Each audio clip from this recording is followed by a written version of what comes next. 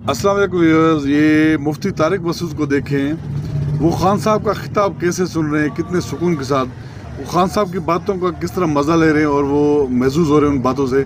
चलो चलते वीडियो की तरफ फिर बात करते हैं।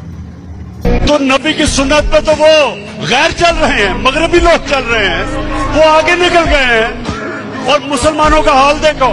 इकबाल ने शिकवा और जवाब शिकवा क्या लिखा था कि हम एक वक्त उरूज पे थे, शिकवा किया कि अल्लाह हम जमीन पे कैसे आ गए।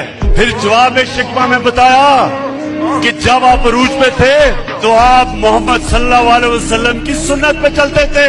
अब पैसे की पूजा करते हैं, आप सुपर पावर्स के सामने सजदे करते हैं, आप फॉरेन एड लेके और अपने मुल्क में बमबारी करवाते हैं, ड्रोन अटैक्स करवाते हैं। अल्लाह ने तो बड़ा वाज़ेह कह दिया कि अगर तुमने एक अजीम कौम बने तुम मेरे हबीब के रास्ते पे चलो जो कि रियासत मदीना था।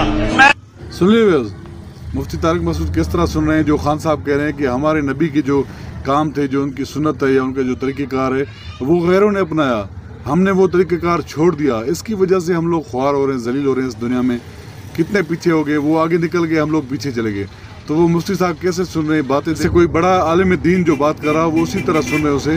और उसकी मोटिवेशन देखिए खान साहब की कैसे है कि किस तरह सुकून से वो सुन रहा है बातें। ये एक लीडर और एक मोटिवेशनल स्पीकर ये होता है। तो वीडियो पसंद आए तो वीडियो को लाइक और शेयर जरूर कीजिएगा, और अगर चैनल पर नए तो प्लीज़ चैनल को सब्सक्राइब करें। शुक्रिया, अल्लाह हाफिज़।